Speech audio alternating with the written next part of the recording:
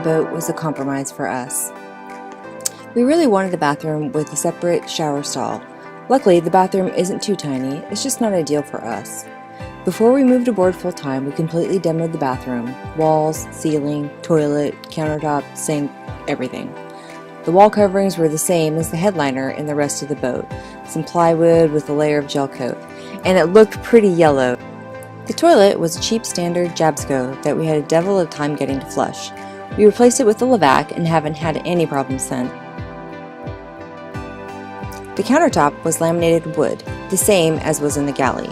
The sink was the original small square sink, and the faucet was so small it was hard to put your hands under it. As was in the galley, there was a hatch in the top of the counter for the trash bin. On the floor it was a teak grate for the shower sump. Under the countertop, there are two compartments. One holds all the plumbing for the sink, and the other was the trash bin.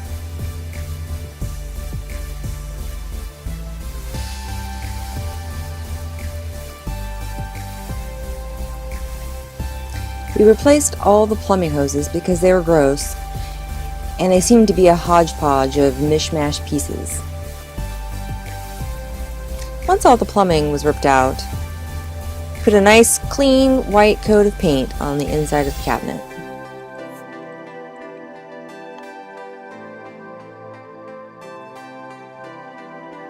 After the demo was complete, we painted the part of the floor that was antique with bilge coat.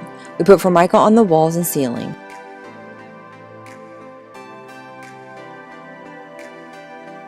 We replaced the wood countertops with Corian and installed a larger, round, undermount sink. We bought a new faucet that actually allows you to stick your hands under it, and a new fixture for the foot pump.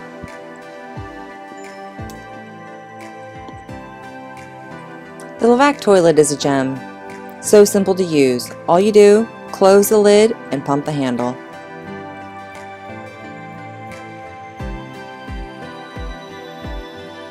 Our holding tank, which is pretty small at about 15 gallons, is located at the opposite end of the boat under the engine. We managed to snake a new hose from the toilet to the holding tank through the bilge. The fittings on top of the holding tank were awful and corroded. Plus, there was about 40 years of engine grime sitting on top of the tank. Rich cut off the old fittings and epoxied new ones in.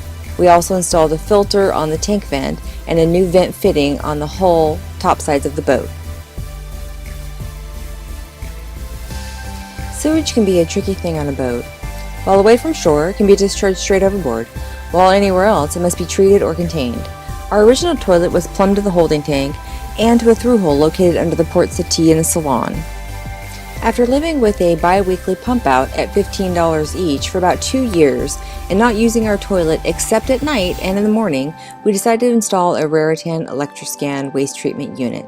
We put the unit under the port settee. The reaction needs salt water, so as long as we're parked in freshwater, we'll have a salt tank that feeds into the unit.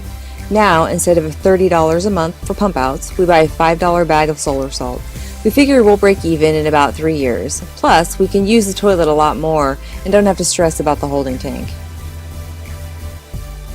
In the near future, we're going to finish installing the shower and all the little teak trim pieces that we never got around to doing. It was a lot of work, but overall, we're very pleased with how the bathroom turned out. If you want more specific details about this project, go to svrambleon.com and search our project pages.